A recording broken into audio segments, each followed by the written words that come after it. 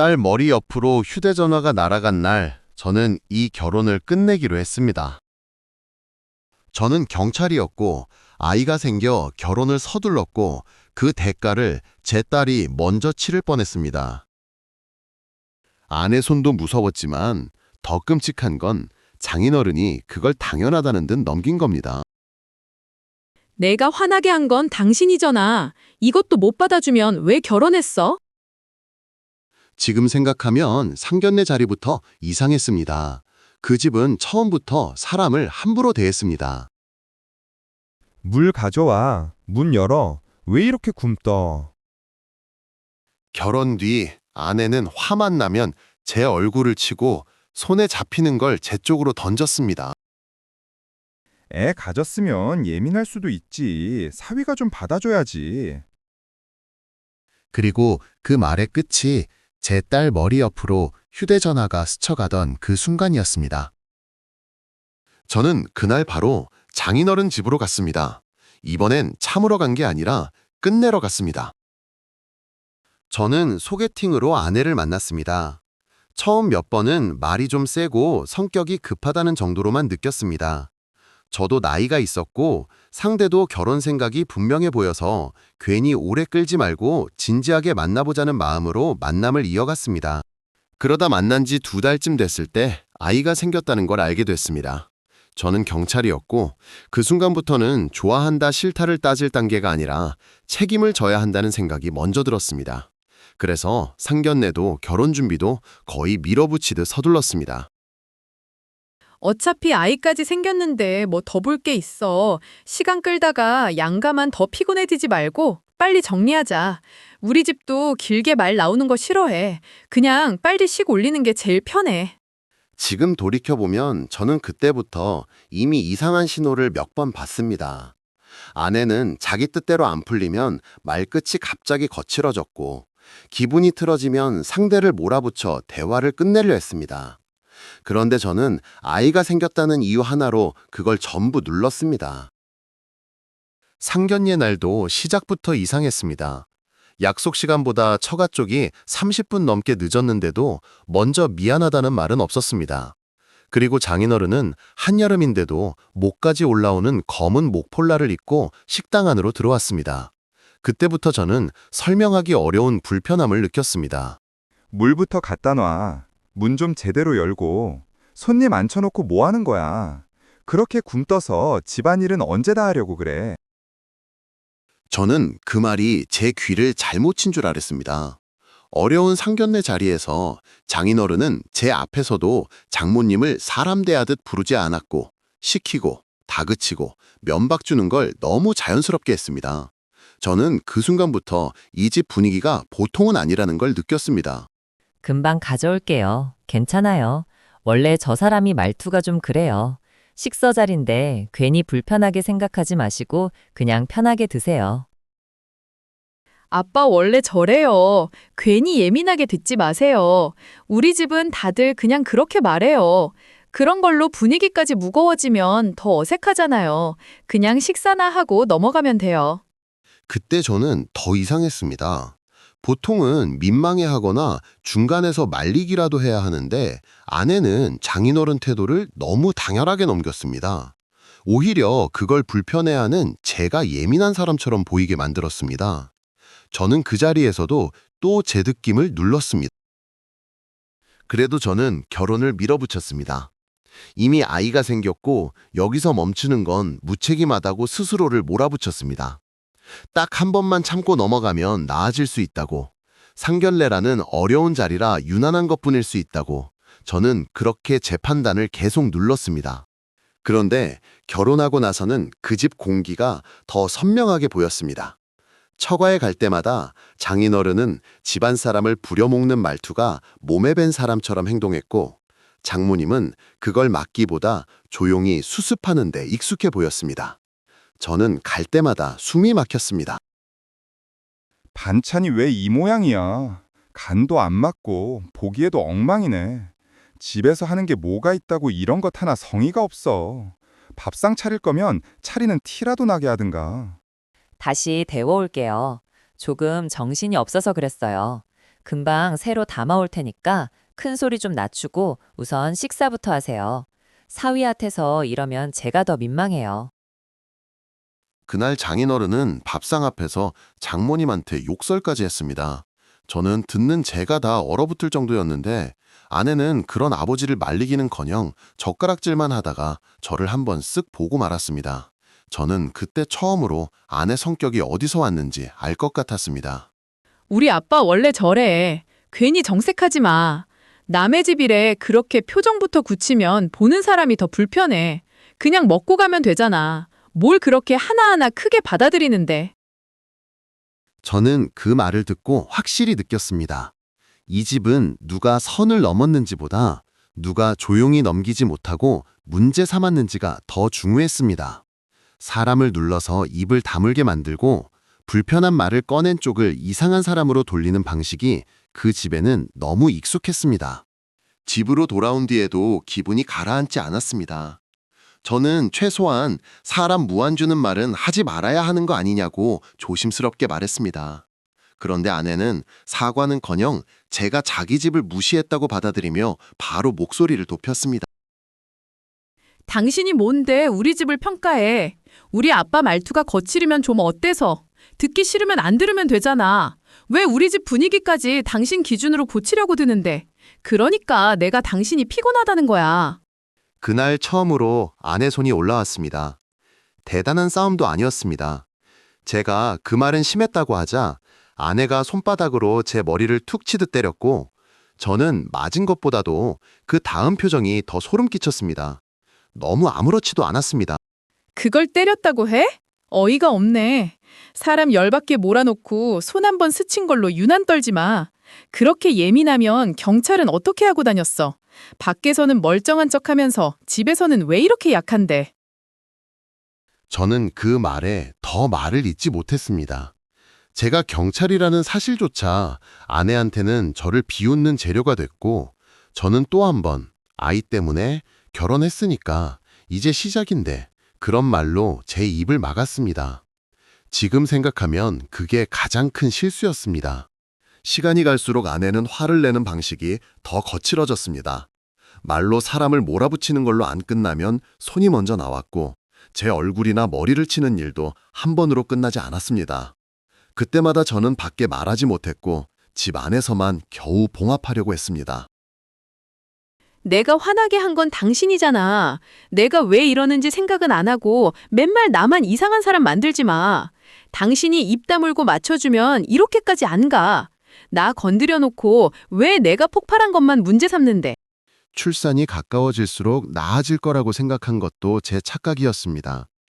오히려 아내는 조금만 거슬려도 목소리를 높였고 손에 잡히는 걸 집어들었다 내려놓는 날이 들었습니다. 저는 언젠가 저 물건이 정말 날아올 수도 있겠다는 불안을 매일 품고 살았습니다. 내가 이 몸으로 애까지 품고 있는데 당신은 왜 맨날 표정이 그래? 나만 힘든 줄 알아? 나 건드리지 말고 그냥 시키는 대로 좀 해. 그게 그렇게 어렵냐고. 자꾸 말대꾸하면 나도 더 세게 나갈 수밖에 없어. 저는 그 말을 들을 때마다 또 참았습니다. 아이만 태어나면 괜찮아질 수도 있다고, 출산하고 나면 예민한 시기가 지나갈 수도 있다고, 저는 계속 제 쪽으로 이유를 붙이며 버텼습니다. 하지만 그건 버틴 게 아니라 늦춘 거였습니다. 아이가 태어난 뒤 잠깐은 달라질 줄 알았습니다. 저는 우리 딸 얼굴만 보면 이 집에서 무슨 일이 있어도 제가 막아야 한다는 생각이 먼저 들었고, 그래서 더 조심했고, 더 낮게 말했고, 더 많이 맞춰주려고 했습니다. 그런데 달라진 건 아무것도 없었습니다. 아내는 힘들다는 말을 할 때마다 저를 향해 화살부터 돌렸고, 기분이 틀어지면 제 얼굴을 밀치거나 손에 잡힌 걸 들었다 놓거나 저한테 소리를 질렀습니다. 우리 딸이 옆에서 울어도 먼저 멈춘 적은 별로 없었습니다. 저는 그때부터 제 몸보다 아이 위치를 먼저 보게 됐습니다. 애 울면 다 내 탓이야? 당신이 옆에서 답답하게 굴어서 내가 더 미치는 거잖아. 그렇게 잘났으면 당신이 다 해. 왜 나만 몰아붙이는데? 나는 힘들다고 말할 때도 없는데 당신은 맨날 나를 범인처럼 봐. 저는 그때부터 무서웠습니다. 제 몸에 손이 오는 것도 문제였지만 더 무서운 건 그 화가 언제 우리 딸 쪽으로 튈지 모른다는 점이었습니다. 집안 공기가 한번 뒤집히면 저는 무조건 아이부터 안아들었고 그때마다 여기서 더 늦으면 안 된다는 생각이 점점 선명해졌습니다. 그래서 처가에라도 말을 해야겠다고 생각했습니다. 상견례 때부터 이상했던 장인어른이었지만 그래도 친정아버지 말이면 아내가 조금은 멈출 수도 있지 않을까. 저는 아직 그런 기대를 완전히 버리지는 못했습니다. 그게 마지막 기대였는지도 모릅니다. 저 사람 원래 그래요. 화나면 더 세게 몰아붙이고 누가 맞서면 더 큰 소리부터 내요. 그러니까 그냥 조용히 넘기는 게 낫다고들 했어요. 나도 그렇게 살아왔고 딸도 그런 집안에서 큰 거예요. 장모님, 그 말을 듣는 순간 저는 더 서늘해졌습니다.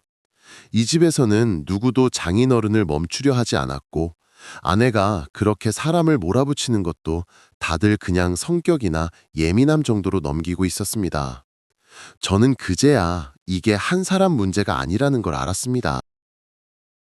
애 가졌으면 예민할 수도 있지. 사위가 그 정도는 받아줘야 집안이 조용한 거야. 괜히 일 키우지 말고 네가 좀 맞춰. 여자 힘든 건 다 참아주는 게 남자 노릇이야. 저는 아직 그 말을 직접 들은 것도 아닌데 이상하게 장인어른 입에서 꼭 그렇게 나올 것 같았습니다. 그리고 더 무서운 건 아내가 그 말을 듣는 순간 더 당당해질 거라는 걸 이미 알고 있었다는 점입니다. 그 집은 늘 그런 식으로 굴러갔으니까요. 그날 밤에도 아내는 사소한 말 하나를 꼬투리 잡아 저를 몰아붙였고 저는 우리 딸을 안은 채 한참을 서 있었습니다. 아이가 제 어깨에 얼굴을 묻고 가만히 숨쉬는 소리를 듣는데 이제는 제가 참고 버틸 문제가 아니라는 생각이 처음으로 또렷해졌습니다. 또 어디다 일러보려고? 해봐. 우리 아빠가 당신 편 들어줄 것 같아? 내가 예민한 게 아니라 당신이 사람 질리게 만드는 거라는 말부터 들을걸. 당신은 집에서도 꼭 남 가르치듯 굴다가 혼나는 거야. 저는 휴대전화를 들었다 놓았다를 반복했습니다. 처가에 전화해도 제 편이 되어줄 것 같지 않았고 그렇다고 아무 말도 안 하고 버티기엔 집안 공기가 너무 멀리 와 있었습니다. 그래도 더 늦기 전에 한 번은 부딪혀야 했습니다. 이제는 확인해야 했습니다. 그 말을 듣는 순간 저는 더 미룰 수 없다고 느꼈습니다. 저는 그날 처음으로 장인어른 번호를 눌렀습니다. 아내를 말려달라고, 적어도 우리 딸 앞에서는 이 선을 넘지 못하게 해달라고, 이제는 그 집 반응을 끝까지 확인해야겠다고 마음먹었습니다. 결혼 뒤에는 더 노골적이었습니다. 연애할 때는 말로 사람을 몰아붙이는 정도였다면 결혼하고 나서는 화가 나는 순간 손부터 올라왔습니다. 제가 무슨 말을 하기도 전에 머리를 밀치거나 얼굴을 치는 일이 점점 자연스러워졌습니다. 내가 이렇게까지 말하게 하는 게 누군데 자꾸 사람 열받게 만들어 놓고 왜 나만 이상한 사람 취급해. 당신만 입 다물고 맞춰주면 이렇게 시끄러울 일도 없어. 처음엔 저도 손이 한 번 올라온 걸로 일을 키우고 싶지 않았습니다. 그런데 그게 한 번으로 안 끝났습니다. 말다툼이 시작되면 아내는 제 머리나 얼굴을 치고 손에 잡히는 리모컨이든 휴대전화든 그대로 집어드는 날이 점점 잦아졌습니다. 더 무서웠던 건 제가 말리면 멈추는 게 아니라 오히려 더 심하게 달려든다는 점이었습니다. 제가 손목을 잡아 막으면 왜 자길 건드리냐고 더 소리를 질렀고 물건을 내려놓게 하려 하면 그 순간부터 눈빛이 확 바뀌었습니다. 손대지 마. 지금 나를 말리겠다는 거야? 제압하겠다는 거야? 내가 화난 건 다 당신 때문인데 왜 나만 미친 사람 만들려고 드는데? 당신이 먼저 사람을 끝까지 몰아붙였잖아. 아내는 늘 그렇게 말했습니다. 제가 사람을 질리게 만들어서 자기가 저렇게 되는 거라고. 결국 원인은 제 쪽에 있다고 몰아갔습니다.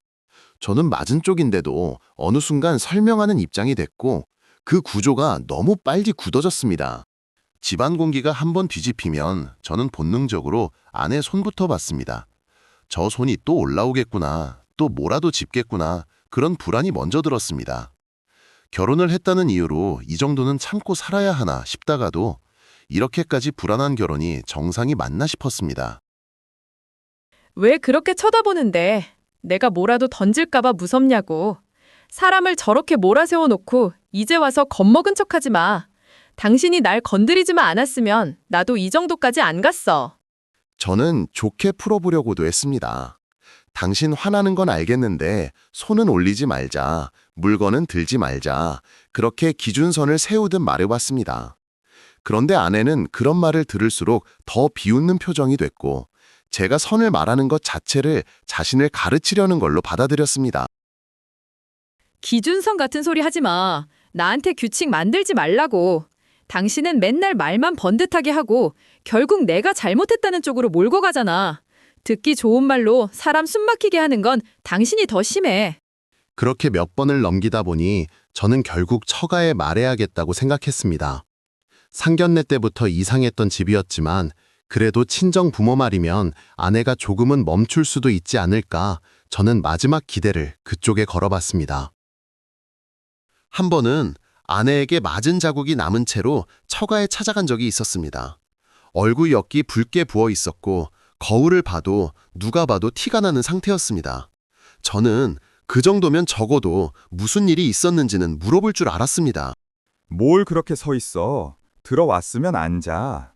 얼굴이 왜 그러냐고 묻기 전에 네가 우리 딸 심기부터 건드린 건 없는지 네 행동부터 생각해다. 저는 그 말 한마디를 듣고 바로 알았습니다. 제가 왜 왔는지, 무슨 말을 하려는지, 제 얼굴이 왜 저 모양인지보다 먼저 장인어른 머릿속에는 딸 편을 드는 문장이 이미 정해져 있었습니다. 내가 괜히 그랬겠어? 저 사람이 끝까지 사람을 몰아붙이니까 나도 욱한 거지. 내가 힘든 건 안 보이고 맨날 나만 예민한 사람처럼 몰아가잖아. 아빠 앞에서도 또 내가 이상한 사람이라고 할 거야? 저는 그 자리에서 처음으로 분명하게 말했습니다. 욱한 정도가 아니라고, 손이 올라왔고 물건도 들었다고. 저는 더 늦기 전에 이걸 막아야 한다고요. 그런데 제 말이 끝나기도 전에 장인어른 표정이 더 굳어졌습니다. 애 가졌으면 원래 예민한 거야. 그걸 네가 좀 받아줘야지. 그걸 왜 밖으로 꺼내서 일을 키우려고 그래. 여자가 힘든 시기에 한 번 욱한 걸 가지고 남자가 그렇게 못 받아주면 집안이 어떻게 굴러가. 그 말을 듣는 순간 숨이 턱 막혔습니다. 저는 맞았다는 사실을 말하러 왔는데 장인어른 귀에는 이미 딸이 예민할 수 있다는 설명만 남아 있었습니다. 제가 입을 열수록 오히려 제가 모자란 남편처럼 보이는 자리였습니다. 원래 저런 사람이라 그래요. 딸도 임신하고 나서 더 예민해진 것 같고요. 사위가 조금만 더 이해해주면 지나갈 수도 있어요. 괜히 크게 벌리면 나중에 더 수습하기 힘들어져요. 장모님 말도 결국 같은 뜻이었습니다. 누구 하나 잘못했다고 말하는 사람은 없었고 저한테 조금만 더 참으라는 말만 다른 표현으로 돌려서 나왔습니다. 저는 그 집에서 제가 보호받을 수 있다는 기대를 그때 거의 접었습니다. 봤지? 나만 이상한 게 아니잖아. 다들 당신이 예민하다고 하잖아. 내가 힘든 거 좀 받아주면 될 일을 왜 이렇게 질질 끌어? 나를 사람 이상하게 만들고 나서 이제 와서 피해자처럼 굴지 마. 아내는 그 말을 듣는 순간 더 당당해졌습니다. 제가 무슨 말을 꺼내도 이미 자기 뒤에는 친정이 있다는 표정이었고 저는 그 자리에서 처음으로 아내 혼자만 상대하는 게 아니라 그 집 전체를 상대해야 한다는 걸 느꼈습니다. 그날 이상했던 건 또 있었습니다. 장인어른이 집안에서는 반팔 차림이었는데 제가 고개를 돌리는 순간 목 아래쪽에서 문양 같은 게 스치듯 보였습니다. 잠깐이었지만 눈에 남는 모양이었고 저는 이상하게 그게 자꾸 신경 쓰였습니다. 그렇다고 그때 당장 무슨 의미를 붙인 건 아닙니다. 문신이야 흔할 수도 있고 그냥 제가 괜히 그 집을 불편하게 봐서 별것 아닌 것까지 걸린 걸 수도 있다고 생각했습니다. 다만 한 번 본 장면이 이상하게 머릿속에 남아 있었습니다. 어디서 와서 우리 딸을 그런 식으로 몰아붙여. 사는데 다 부딪히고 사는 거지. 그걸 다 폭력이라고 들고 오면 결혼 생활을 어떻게 해. 네가 좀 받아주면 끝날 일을 왜 집안 망신처럼 만들어. 저는 그때 장인어른 말을 듣고 확실히 느꼈습니다. 이 사람은 멈추게 하려는 사람이 아니라 덮어버리려는 사람이었습니다. 제가 뭘 당했는지보다 딸이 불리해질 수 있는 말을 밖으로 꺼냈다는 사실 자체를 더 못 견뎌했습니다. 사위가 조금만 더 참아줘요. 아이까지 생겼는데 여기서 큰 소리 나면 다 힘들어져요. 지금은 그냥 넘어가고 애 낳고 나면 나아질 수도 있으니까요. 그때까지만이라도 조용히 가면 안 될까요? 저는 그 말을 듣고 더 서늘해졌습니다. 애가 생겼으니 참으라, 예민하니 받아줘라, 시간이 지나면 괜찮아질 거다. 그 집에서 나오는 말은 전부 같은 방향이었습니다. 폭력의 원인을 막는 게 아니라 제가 그걸 견디는 쪽으로만 답을 내고 있었습니다. 결국 저는 그날도 해결된 것 없이 돌아왔습니다. 아니, 정확히 말하면 해결이 안 됐다는 사실만 더 선명해졌습니다. 처가에 와서 말하면 조금은 멈출 줄 알았던 제 기대가 완전히 부서졌고, 아내는 집으로 돌아가는 내내 더 차가워졌습니다. 이제 속 시원하냐? 우리 집까지 찾아와서 나를 그런 사람으로 만들고. 당신이 오늘 한 짓이 뭔지 알아? 내가 예민한 게 아니라 당신이 끝까지 사람을 몰아붙인다는 걸 우리 집도 다 알게 된 거야. 그 뒤로 아내는 더 쉽게 손을 올렸습니다. 자기가 불리해질 수 있는 말을 제가 꺼낼수록 더 먼저 소리를 질렀고, 제가 막으려 하면 더 크게 반응했습니다. 예전에는 제가 참으면 넘어가는 날도 있었는데, 그날 이후로는 참는다고 끝나는 분위기조차 아니었습니다. 또 그런 식으로 날 쳐다보지 마. 우리 아빠도 다 알았어. 당신이 사람 피곤하게 만드는 거. 내가 화나는 데는 다 이유가 있는데 당신은 맨날 내가 왜 저러는지만 보잖아. 그러니까 내가 더 못 참는 거야. 출산 뒤에도 달라지는 건 없었습니다. 저는 아이가 생기면 적어도 앞에서는 좀 달라질 줄 알았습니다. 그런데 아내는 피곤하고 예민하다는 말을 입에 달고 살았고, 화가 나면 제 쪽으로 손이 가거나 손에 잡힌 걸 드는 버릇도 그대로였습니다. 더 무서운 건 우리 딸이 그 공기 안에 같이 있다는 사실이었습니다. 예전에는 제가 맞고 끝나면 됐지만, 이제는 집안 공기가 뒤집힐 때마다 아이 울음부터 터졌고, 저는 제 몸보다 아이가 어디에 있는지부터 먼저 보게 됐습니다. 애 때문에 더 힘든 건 난데 왜 자꾸 나를 몰아가? 내가 잠도 못 자고 예민해진 걸 알면 그냥 맞춰주면 되잖아. 뭘 그렇게 매번 따지고 들고 뭘 그렇게 바로잡으려 드는데. 그러니까 내가 더 화가 나는 거야. 저는 몇 번이나 말했습니다. 아이 앞에서는 제발 그러지 말자고. 화나면 방으로 들어가든지 물건은 내려놓고 얘기하자고.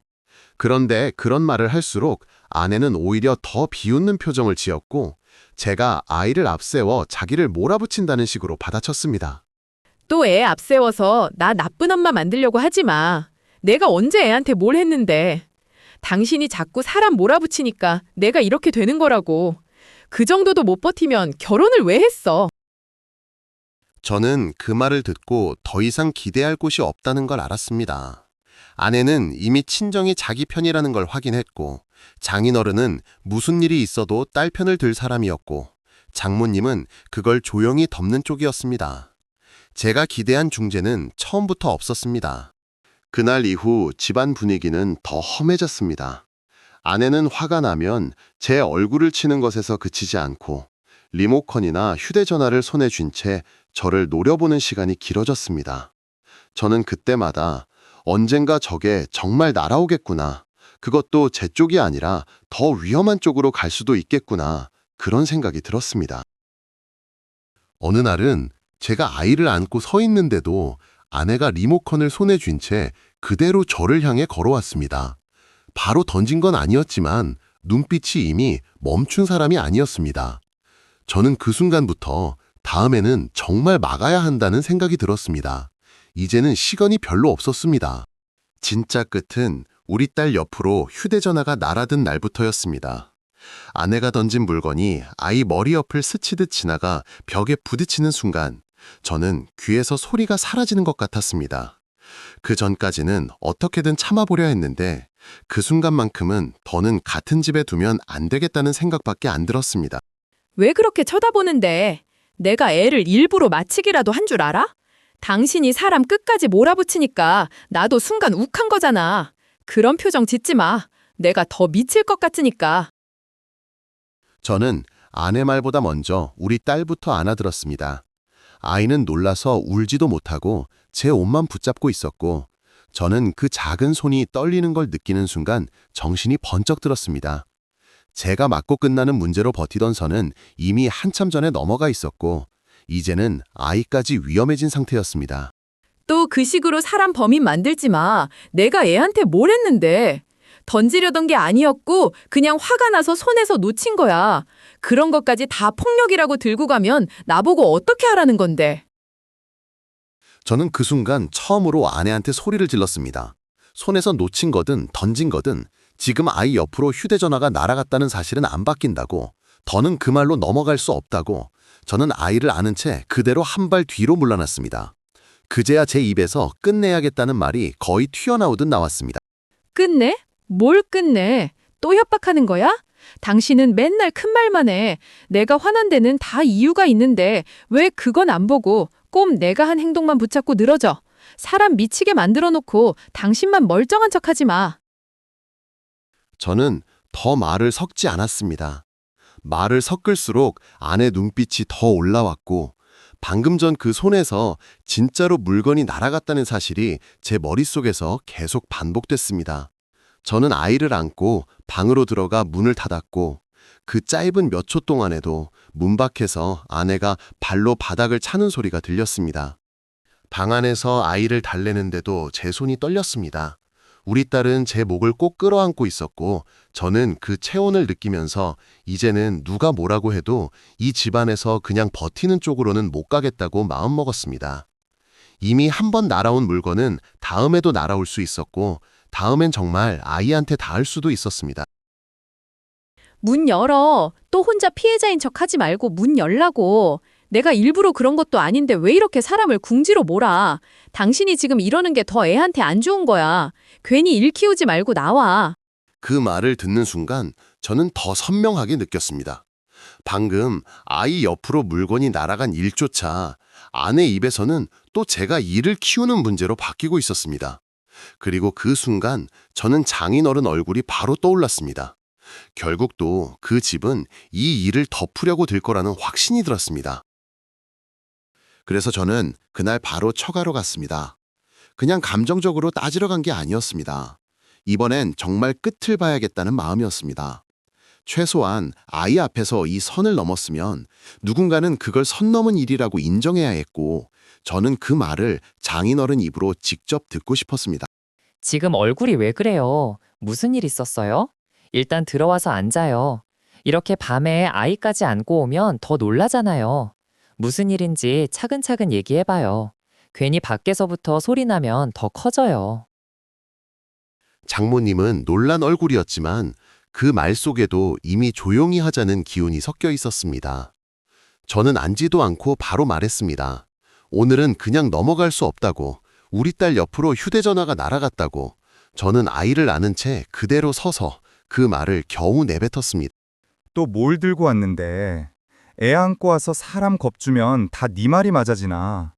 집에서 부부끼리 부딪힌 걸 왜 처가까지 끌고 와서 이 난리야. 네가 먼저 사람 열받게 만든 건 생각 안 하고 또 우리 딸만 몰아세우려 드는 거냐. 저는 그때 장인어른을 똑바로 보고 말했습니다. 부부싸움이 아니라고. 오늘은 제 얼굴을 때린 정도가 아니라 아이가 맞을 뻔했다고. 제가 지금 여기 온 건 제 억울함을 말하려는 게 아니라 우리 딸을 지키기 위해서라고요. 그 말을 하는데 제 목소리도 저도 모르게 떨렸습니다.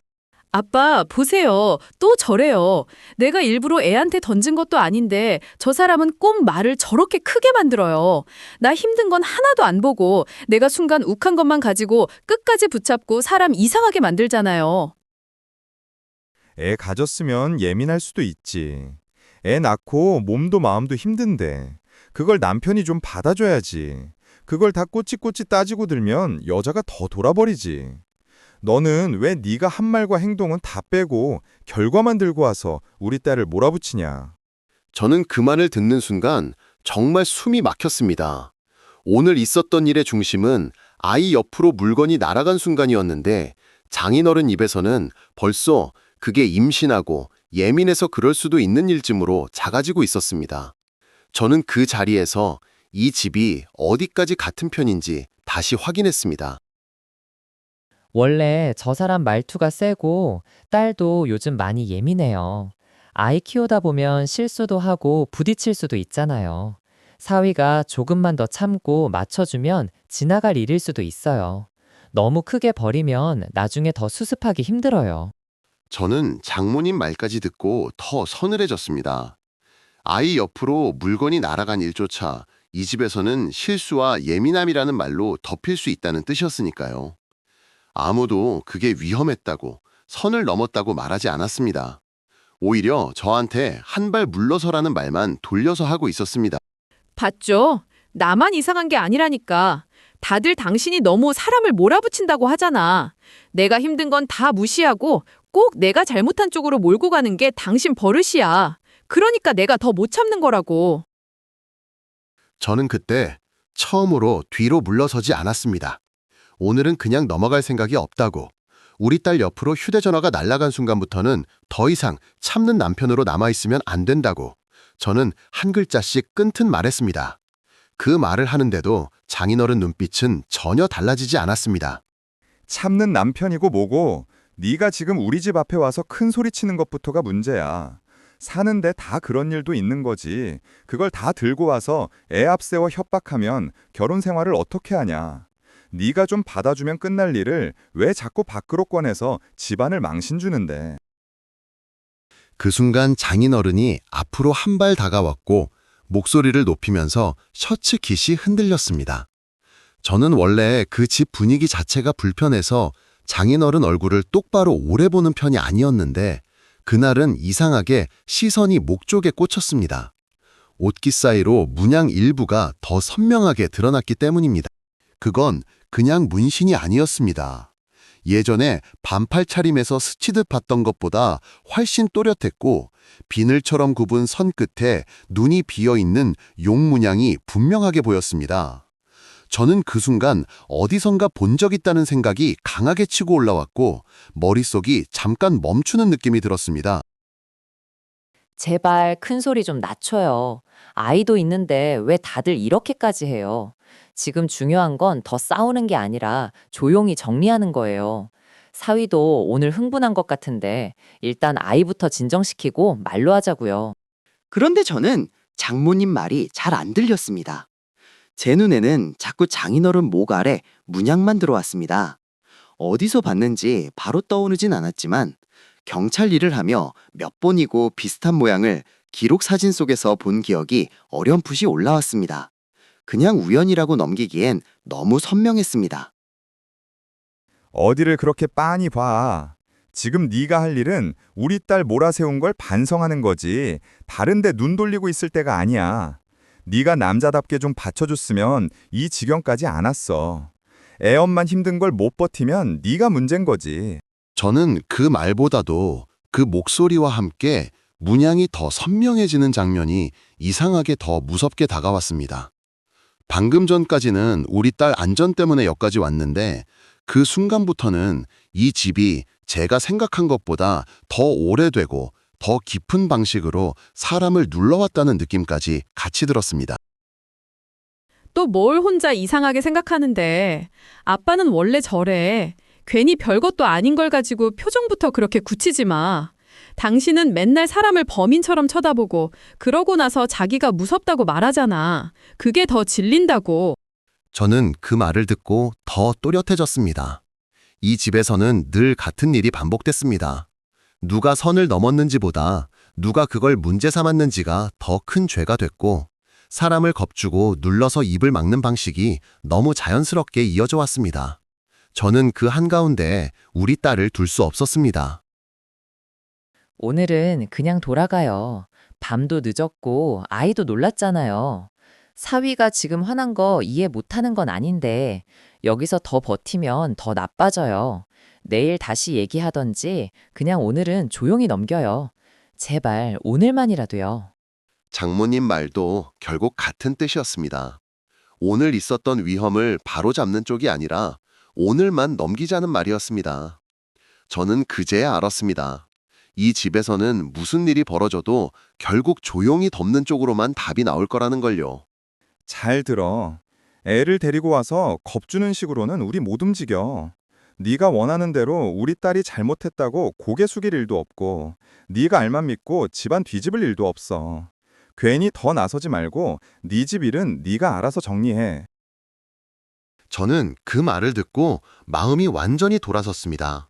더는 중재를 기대할 수 없었고, 오히려 이 사람들은 끝까지 아이까지 걸고 저를 눌러버릴 거라는 생각이 들었습니다. 저는 그날 처음으로 이건 부부 문제를 넘어섰고 아이를 떼어놓는 조치부터 해야 한다고 분명히 생각했습니다. 당신 지금 무슨 생각하는지 다 보여. 또 애 데리고 어디 가려고 하지? 그럼 나도 가만 안 있어. 내가 이상한 엄마라도 되는 것처럼 만들면 나도 당신이 어떤 사람인지 끝까지 말하고 다닐 거야. 당신만 깨끗한 사람인 줄 알아? 저는 그 말까지 듣고 나니 더 지체하면 안 되겠다고 느꼈습니다. 방금 전 휴대전화가 날아간 순간도 지금 이 집에서 나오는 말도 전부 같은 방향으로 가고 있었습니다. 우리 딸 안전은 누구도 우선으로 두지 않았고 오히려 제가 그걸 지키려는 순간마다 더 세게 눌러오고 있었습니다. 그런데도 제 머릿속에서는 장인어른 모갈의 문양이 계속 남아 있었습니다. 저는 어디서 본 건지 끝까지 떠올리려 애썼고 그 문양이 그냥 취향으로 새긴 문신처럼 보이지 않는다는 느낌을 떨칠 수 없었습니다. 아이 문제만으로도 끝내야 했는데 이상하게 다른 확인도 함께 필요해졌습니다. 그 눈빛 치워. 괜히 이상한 생각하지 말고 네 할 일이나 해. 집안일 하나 못 받쳐주면서 별것도 아닌 걸로 딸 몰아세우고 이제는 우리까지 시험하려 드냐? 더 선 넘지 마. 그 선 넘으면 네가 감당 못해. 저는 그 마지막 말을 듣고 오히려 더 차갑게 마음먹었습니다. 더는 사과를 받겠다, 설명을 듣겠다 그런 단계가 아니었습니다. 우리 딸을 이 분위기에서 먼저 떼어놓고 장인어른이 숨기고 있는 것도 확인해야 했습니다. 그날 저는 두 가지를 동시에 결심했습니다. 아이를 지키는 일과 이 집의 밑바닥을 끝까지 확인하는 일이었습니다. 처가에서 나와 차에 앉았는데도 손이 떨렸습니다. 아이는 제 품에서 겨우 잠들어 있었고 저는 그 작은 얼굴을 보면서도 마음이 전혀 가라앉지 않았습니다. 다음에는 더 늦으면 안 됐습니다. 이제는 이혼과 양육 문제를 실제로 움직여야 했고 장인어른 목에 남은 그 문양도 그냥 지나가게 두면 안 된다는 생각이 더 선명해졌습니다. 저는 그날 밤 처음으로 확실히 알았습니다. 더는 참는 남편으로 남아있으면 안 된다는 것. 그리고 우리 딸을 지키려면 이제는 집을 나오는 수준이 아니라 되돌릴 수 없는 쪽으로 가야 한다는 것을요. 다음에 움직일 땐 저도 더 이상 망설이지 않을 생각이었습니다. 처가에서 나온 뒤 저는 바로 집으로 가지 않았습니다. 그날은 무엇보다 우리 딸부터 떼어놓아야 했습니다. 저는 아이를 안은 채 바로 임시로 머물 곳을 정했고 그 작은 몸이 제 품 안에서 겨우 숨을 고르는 걸 느끼면서도 마음이 전혀 놓이지 않았습니다. 이제는 집으로 다시 들어가는 것 자체가 위험하다고 분명히 느꼈습니다. 아이를 재운 뒤에도 저는 한숨도 못 잤습니다. 눈을 감으면 휴대전화가 딸 옆으로 날아가던 장면이 계속 떠올랐고 처가에서 끝까지 저를 눌러버리려던 장인어른 목소리도 귀에 남아 있었습니다. 그런데 그 와중에도 자꾸 장인어른 목 아래에서 본 문양이 머릿속을 떠나지 않았습니다. 저는 경찰 일을 하면서 수없이 많은 기록 사진을 봐왔습니다. 오래된 사건 기록 속에 한 번 보고도 잊히지 않는 표식들이 있는데 장인어른 목 아래 문양이 딱 그 느낌이었습니다. 그냥 문신이 아니라 어디선가 반복해서 봤던 문양 같았습니다. 저는 기억을 더듬다가 결국 예전 미제 사건 자료를 다시 확인하기 시작했습니다. 몇 장을 넘기지 않아 제 손이 멈췄습니다. 기록사진 속 인물 목 부근에 남아있던 문양과 장인어른 문신이 너무 닮아 있었습니다. 비늘처럼 굽은 선끝, 그리고 비어있는 눈. 저는 그 순간 등줄기가 차갑게 식었습니다. 제가 본 건 우연히 닮은 무늬가 아니라 오래전 조직폭력 사건 기록에서 계속 따라다니던 표식과 거의 같았습니다. 그때 저는 더 이상 머뭇거릴 수 없다고 느꼈습니다. 우리 딸을 지키기 위해서도, 제가 처가에서 본 게 진짜라면 더 큰 일을 막기 위해서도 바로 움직여야 했습니다. 저는 기록 확인과 동시에 공조 요청을 넣었습니다. 그날부터는 단순히 참고 버티던 남편이 아니라 확인하고 끝내야 하는 사람으로 움직이기 시작했습니다. 당신 지금 어디야? 애 데리고 나가놓고 전화도 안 받고 뭐 하는데? 이 정도로 나를 겁주면 내가 무릎이라도 꿇을 줄 알아? 애까지 들고 나가서 일을 이렇게 만들면 당신이야말로 정상 아버지 소리 못 들어. 저는 그 전화도 짧게 끊었습니다. 지금은 당신 감정 풀어주는 얘기를 할 때가 아니라고. 아이는 당분간 내 곁에 둘 거라고. 그리고 더는 이 일을 말로 덮지 않겠다고 분명히 말했습니다. 아내는 끝까지 소리를 질렀지만 저는 이번엔 더 듣지 않았습니다. 또 무슨 정의로운 척인데. 내가 그렇게 잘못했으면 왜 그동안은 가만히 있었는데. 이제 와서 애 앞세워 사람 몰아붙이고 우리 집까지 다 뒤집어 놓으려고 하는 거지? 당신이 이렇게까지 하는 건 나를 사람도 아닌 것처럼 만들겠다는 거잖아. 그 말까지 듣고 나니 더 분명해졌습니다. 아내는 끝까지 자기 행동보다 제가 문제를 꺼내는 걸 더 큰 죄로 보고 있었습니다. 그리고 그 뒤에는 언제나 처가가 있었습니다. 저는 그 구조를 더는 가족 싸움처럼 다뤄선 안 된다고 마음먹었습니다. 확인은 빨랐습니다. 제가 본 문양과 예전 미제 사건 자료의 표식은 그냥 스쳐 지나갈 수준이 아니었습니다. 저는 공조 요청이 받아들여졌다는 연락을 받고도 심장이 쉽게 가라앉지 않았습니다. 그 순간부터는 장인어른이 단순히 거친 사람의 가능성보다 오래된 과거를 숨긴 사람의 가능성이 더 크게 다가왔기 때문입니다. 그래도 제가 가장 먼저 붙잡은 건 우리 딸 안전이었습니다. 저는 아이를 더 안전한 곳에 두고 다시 처가로 향했습니다. 이번엔 따지러 가는 게 아니었습니다. 확인했고 끝내야 했고 그 집이 더 이상 우리 딸 앞에 그림자처럼 남지 못하게 해야 했습니다. 또 왜 왔어요? 어제도 그렇게 떠나놓고 오늘은 표정이 더 무서워 보여요. 제발 큰 소리부터 내지 말고 말로 해요. 여기까지 와서 더 뒤집어 놓으면 다 끝장이에요. 아이는 어디 두고 온 거예요? 저는 장모님 질문에 길게 답하지 않았습니다. 아이는 안전한 곳에 있다고만 말하고 오늘은 어제처럼 넘어갈 생각이 없다고 했습니다. 장모님 눈빛이 흔들렸지만 그 안에도 아직 조용히 덮고 싶어하는 기색이 남아 있었습니다. 네가 여길 또 발로 들어와? 어제도 그렇게 지랄을 해놓고 오늘은 뭘 더 하겠다는 건데? 애 빼돌리고 사람 겁주는 식으로 나를 흔들 수 있을 것 같아? 네가 지금 선을 얼마나 넘었는지는 알고 떠드는 거냐? 저는 그날 처음으로 장인어른 앞에서 목소리를 낮췄습니다. 어제까지는 제 가족 문제였지만 오늘부터는 아니라고. 저는 아이를 지키기 위해서도 제가 확인한 걸 끝까지 가기 위해서도 여기 왔다고 말했습니다. 장인어른은 오히려 그 차가운 말투를 더 싫어하는 표정이었습니다. 뭘 확인했는데?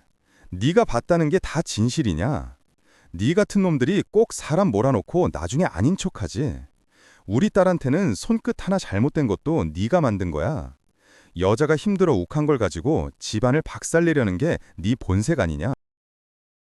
저는 그 말을 듣고 더 똑바로 장인어른 목쪽을 봤습니다. 그날도 셔츠 깃 사이로 문양이 분명하게 드러나 있었습니다. 이제는 피할 생각도 없어 보였습니다. 저는 그 문양을 보고도 모른 척할 이유가 없었습니다. 그래서 장인어른 이름이 아니라 그 문양부터 입에 올렸습니다. 목에 있는 그 문양, 그냥 취향으로 새긴 게 아니죠. 눈이 비어있는 용 문양, 예전 기록에서 몇 번이나 봤습니다. 저는 그 말을 꺼내면서도 혹시 제 직감이 틀리길 바라는 마음이 조금은 있었지만 장인어른 얼굴은 오히려 그 순간 더 싸늘하게 굳었습니다. 어디서 주워들은 걸로 사람 시험하냐? 네가 경찰이면 다야? 기록 좀 봤다고 다 이어붙여서 사람 잡아도 돼? 말 조심해. 그런 식으로 입 놀리면 네가 감당 못할 일 생긴다. 내가 가만히 서서 다 듣고만 있을 것 같냐? 협박은 그 순간에도 너무 자연스러웠습니다. 그런데 저는 오히려 확신이 더 굳었습니다. 떳떳한 사람이면 저 문양 얘기 하나에 저렇게 반응할 이유가 없었습니다. 제가 한 걸음도 물러서지 않자 장인어른은 끝까지 저를 밀어붙이려 했고 저는 그 순간이 딱 끝이라고 느꼈습니다. 무슨 문양이요? 무슨 기록이요? 지금 두 분이 무슨 말을 하는 거예요? 제발 그만해요. 어제 일도 감당이 안 되는데 왜 자꾸 더 큰 말이 나와요? 이렇게 가면 정말 돌이킬 수 없어져요.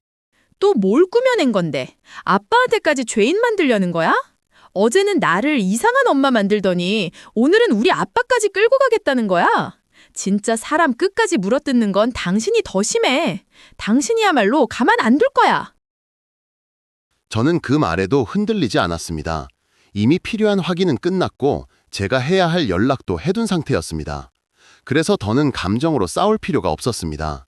저는 장인어른을 보고 오늘은 그냥 넘어가는 날이 아니라고, 이제는 말이 아니라 절차로 가게 될 거라고 짧게 말했습니다.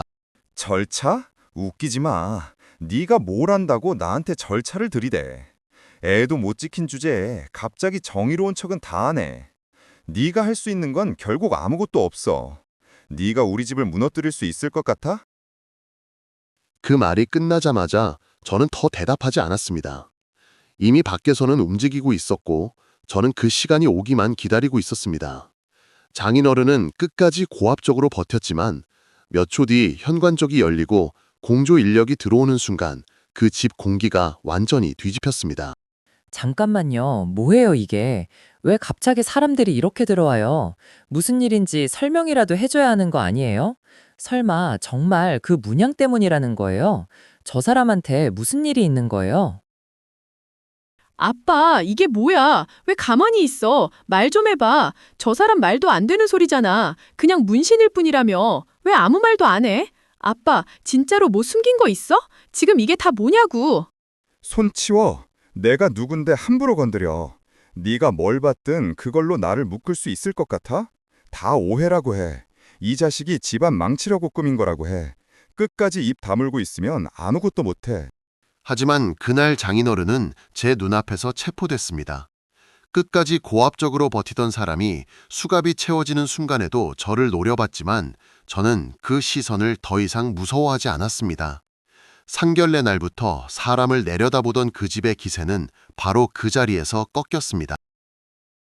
아니지, 이건 아니지. 아빠가 그냥 성격이 거친 거랑 이런 건 다르잖아. 당신이 뭘 잘못 본 거지? 우리 아빠가 그럴 리 없어. 그 문신이 뭐길래, 무슨 기록이길래, 왜 우리 아빠가 저렇게 끌려가야 하는데. 더 놀란 건 아내였습니다.